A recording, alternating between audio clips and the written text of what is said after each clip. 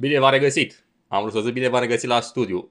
Din păcate, este un alt fel de studiu în care analizăm așa cum ne-a învățat Dumnezeu, căci noi nu suntem în necunoștință de planurile diavolului. Ne-a dat înțelepciunea ca să vedem planurile lui și să le deconspirăm. Să nu luați deloc parte la lucrurile nelegiuirii, ci mai degrabă osândiți-le sau expresia ar fi expuneți-le, demascați-le. În acest material analizăm o fabuloasă ceremonie întunecată, dar care deconspiră și tratează într-un mod fără cuvinte pentru mine o linie 1 la 1 cu Apocalipsa. Acum, bineînțeles că vreau să facem o distinție foarte clară. Spunea Voltaire și nu chiar expresia aceasta, dar reiese expresia aceasta din scrierile lui. Tot ce se întâmplă în lume nu este decât un teatru iezuit. În spate se proiectează, pe scenă se prestează actul artistic, actoria. În această ceremonie, bineînțeles că sunt două laturi. O latură pentru goi și una pentru inițiați. O latură pentru cei care înțeleg un parcurs olimpic, Revoluția franceză, libertate și toate cele care o să le vedem imediat. Aceasta este de suprafață. Și dacă vezi linia aceasta, poți să te uiți la această ceremonie, că e pierdere de timp. Eu nu mă uit pentru că mă interesează ceremonia ca și act artistic. E grosolană, e obscenă. Pe mine mă interesează planul întunericului, cum și-l revelează ca să știm că nu suntem în necunoștință de acțiunile lui și să le demascăm. Am făcut o analiză în câteva episoade și la Jocurile Olimpice de la Londra, care erau foarte, foarte importante și v-am arătat acolo, deși pe YouTube nu pot să rămân aceste clipuri deoarece dreptul de autor și alte lucruri și sunt puse pe Rumble. Le găsiți pe Rumble sau pe Telegram le voi pune. În subsolul clipului o să pun pe YouTube o bucată mică din material unde mă găsești. De desubt o să-ți identific linkul în descriere ca să poți să accesezi materialul de pe Rumble întreg. Deoarece YouTube îmi va șterge și îmi va bloca materialul, așa a făcut și cu celelalte.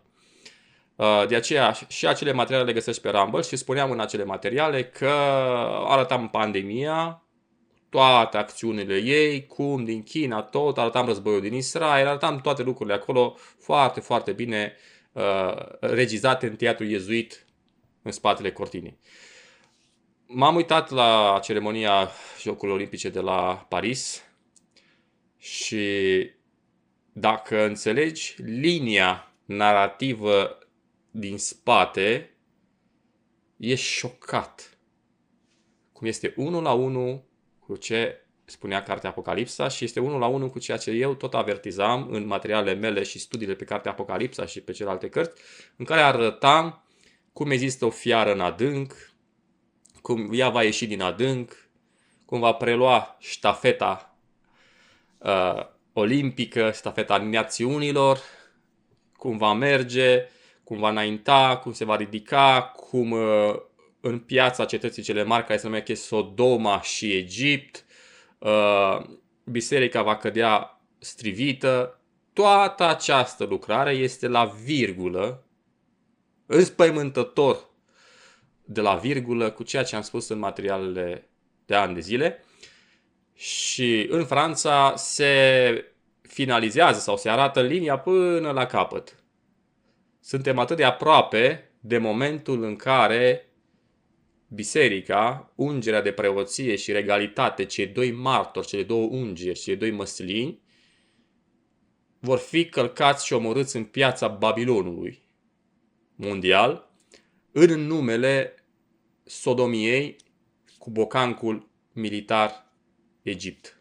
De-aia am înțeles duhovnicesc Sodoma și Egipt, unde a murit și Domnul lor. Da, Domnul nostru n-a murit nici în Sodoma, nici în Egipt, dar datorită păcatului care e simbolul Sodomei și Egiptul care e simbolul aripii armate, care ține prizonier poporul, Domnul Iisus a fost lovit de păcatul nostru și de mâna militară a Romei. De aceea se spune în chip duhovnicesc Sodoma și Egipt. În materialul de astăzi o să analizăm în mai multe episoade ceremonia Jocurilor Olimpice de la Paris 2024 și, cum am spus, o să pun materialele pe Rumble. O să pun linkul de desubt. Pe YouTube o să pun doar o bucată mică, atâta cât îmi permite să nu mi-l șteargă cu drepturile de autor. Probabil chiar această paranteză o să o pun pe YouTube. Restul va trebui să dați click și să accesați Rumble pentru a vedea o platformă alternativă al YouTube-ului care permite să postezi fără să fii cenzurat. Așadar, o să dăm cât de cât înainte, dar prindem imaginile de ansamblu și ceea ce este cel mai important. Cel mai important este, în final, torța. Un om care nu prea știe ce să facă cu ea, se împiedică, este luată de către Zidane aici, în fine, acest fotbalist. Avem aici o întrerupere a curentului